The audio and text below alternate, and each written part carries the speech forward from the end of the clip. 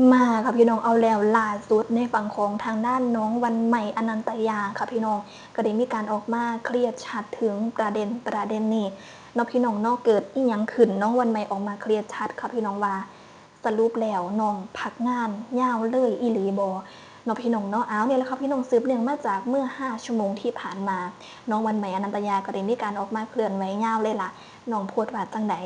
น้องก็บอกว่าการกลับบ้านในครั้งนี้คือการกลับไปทบทวนตัวเองหลังจากการทำงานมาทุกครั้งที่กลับบ้านใหม่รู้สึกอบอุ่นและปลอดภัยในตัวกลับมาแล้วไม่ได้หมายความว่าจะไม่กลับไปแต่หมายความว่ากลับมาพักใจและไปสู้งานต่อในอีก6เดือนข้างหน้าขอบคุณพ่อแม่ที่เป็นห่วงนะคะขอบคุณทุกกำลังใจและขอบคุณทุกๆความเข้าใจของพ่อแม่นะคะและพบกันที่บ้านไพรขาตำบลไพรขาอำเภอชุมพลบุรีจังหวัดสุรินทร์นะคะเจอกันนะคะพ่อแม่แฮชแท็กกลับมาพักใจที่บ้านเรานะคะเป็นจังใดคะพี่น้องทางด้านน้องใหม่อนันตยาก็ได้มีการออกมาเคลื่อนไหวโพสต์รายยาวแล้วนี่แหละก็มีบางคนพากันเข้าใจผิดค่ะพี่น้องเดี๋ยวสิอ่านสุพี่น้องฟังนะคะคอมเมนต์บางคนเข้ามาคอมเมนต์ว่าจังไดสำหรับบุคคลนี้นะคะเพิ่นก็บอกว่าคือถอดใจไหวแทลานะคะหนูพึ่งสิเริ่มนะคะในการเดินทางเองนะยังบ้านได้ถึงครึ่งทางเลยทุกสิ่งทุกอย่างบ่ได้หยังมากง่ายๆหรอกมีอุปสรรคมีปัญหาให้คอยแก้ไขตลอดทุกเส้นทางกว่าสิถึงเส้นชัยต้องเหนื่อยและอดทนเฮาบ่ได้เดินทางแค่คนเดียวมีเพื่อนร่วมทางอีกตั้ง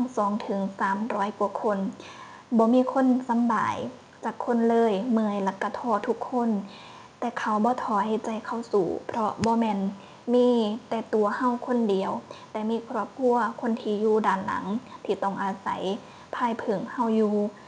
กันนะพี่น้องผู้นี้ก็บอกว่าแค่เพิ่งเริ่มต้นเองนะคะเป็นจังไดค่ะพี่น้องบางคนก็บอกว่าไม่อยากให้โพสอะไรลบๆเลยพันนะพี่น้องบางคนก็บอกว่าสิว่าจังไดล่ะนะคะสู้ๆพันนะพี่น้อง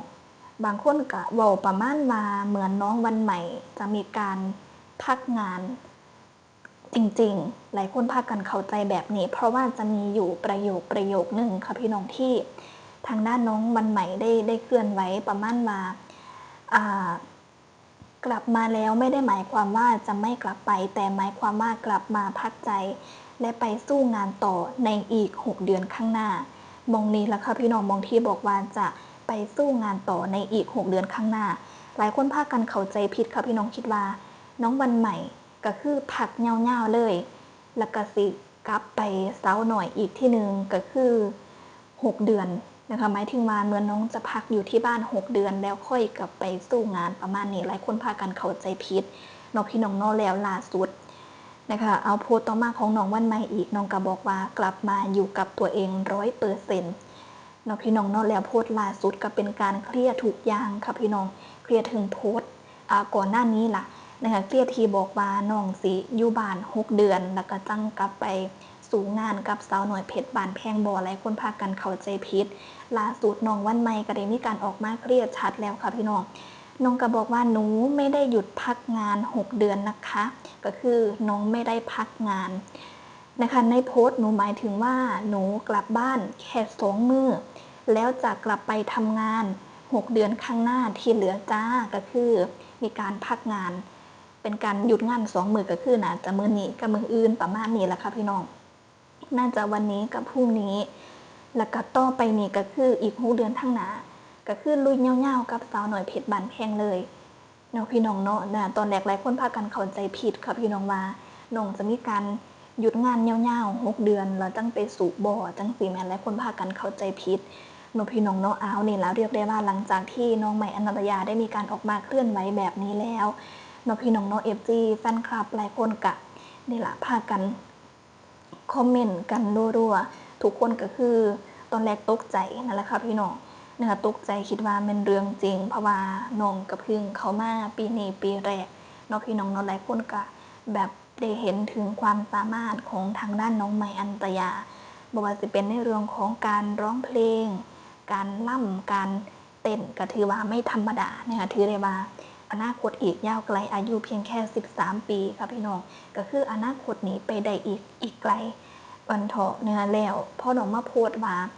จะกลับไปลุยงานอีก6เดือนข้างหน้าหลายคนก็คือตกใจมากกับประโยคนี้แต่น้องก็ได้มีการออกมาเคลียร์ชัดแล้วว่าน้องพักงานแค่2 มื้อนะคะพักงานแค่2 วันแล้วอีก6เดือนข้างหน้าก็คือน้องสิลุยยาวๆเลยน้องว่าจังสี่น้องพี่น้องน้องอ้าวนี่แหละสำหรับในเรื่องของการพักงานลางงานก็ถือว่าเป็นเรื่องปกติเป็นเรื่องธรรมดาน้องพี่น้องน้องของศิลปินของทุกอาชีพนั่นแหละนะคะแน่นอนค่ะว่าบ่มีผู้ใดดอกค่ะพี่น้องที่สิเฮ็ดงานละกะก็คือแบบเฮ็ดงานตลอดจังสี่แม้ไม่มีก็ต้องมีการพักมีการหยุดมีการไปเที่ยวมีการพักสมองบ้างเนาะพี่น้องเนาะเฮ็ดตั้งงานเกินไปนี่มันแอดมินนึงบ่เคยเห็น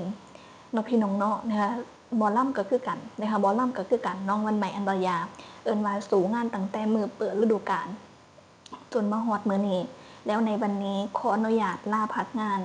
ก็บ่ได้ถือว่าเป็นเรื่องผิดเรื่องแปลกแล้วเซฟโซนที่ดีที่สุดก็คืออยู่บ้านก็คือครอบครัวการที่น้องได้กลับไปอยู่ที่บ้านการที่น้องได้กลับไปอยู่กับครอบครัวก็ถือว่าเป็นการพักใจและก็น้องรู้สึกปลอดภัยทุกครั้งที่ได้อยู่หันเนาะพี่น้องเนาะนะคะกะบ่ที่ว่าเป็นเรื่องแปลกกับทุกคนนั่นแหละค่ะพี่น้องทุกอาชีพนะคะการที่ได้กลับไปอยู่บ้านเจ้าของนะคะก็ถือว่าเป็นการพักใจที่ดีที่สุดของสำหรับหลายๆคนเนาะพี่น้องเนาะนะคะแล้วน้องมันไม่ก็คือกันวันเถาะนะคะเอานี่แหละค่ะพี่น้องเรียกได้ว่าเฮ็ดให้หลายคนนี่ตกอกตกใจกันเบิดเนาะพี่น้องเนาะจนน้องวันใหม่ได้มีการออกมาเคลื่อนไหวชี้แจงเคลียร์ชัดถึงรายละเอียดวันเถาะนะคะพักงานแค่2 มื้อหลังจากนั้นก็เดินสายคือเก่าเหมือนเดิมเอิ้นว่าสาวน้อยเพชรบานแพงค่ะพี่น้องงานแน่นมากๆแทบสิบ่มีมือได้พักได้ผ่อนเนาะพี่น้องเนาะการที่ศิลปินมีการขอลาก็เป็นเรื่องปกติเป็นเรื่องธรรมดาแต่ว่าหลายคนบอกว่าพักดูนี่มันก็บ่แม่นเนาะพี่น้องเนาะนะคะเฮาก็ว่ากันไปวันเถาะก็ส่งกำลังใจให้สำหรับทางด้านน้องใหม่อนันตยาเรียกว่าสู้อีหลีเนาะพี่น้องเนาะความสามารถนี่คือแบบเกินตัวอายุแค่13ปีค่ะพี่น้องแต่ว่านี่ล่ะแบบ สิว่าจังได๋ล่ะเฮ็ดให้ผู้บริหารเนาะพี่น้องเนาะเฮ็ดให้ผู้บริหารได้เห็นถึงความสามารถนี่ค่ะพี่น้องๆก็มีการเคลื่อนไหวล่าสุดนะคะว่าอย่าเพึ่งโพสต์ให้ตีความผิดเด้อจ้าถ้าคนอ่านดีๆก็จะเข้าใจอย่าเพึ่งอ่านเอาดราม่านะคะพันนะพี่น้องเป็นจังไดนั่นก็คือทุกคนต่างก็เข้าใจผิดเนาะพี่น้องเนาะแล้วน้องก็เคลียร์ชัดแล้วล่ะก็เข้าใจกันวันทอสรุปแล้วน้องก็คือบ่ได้พักงานยาวๆแต่พักแค่2 วันแค่นั้น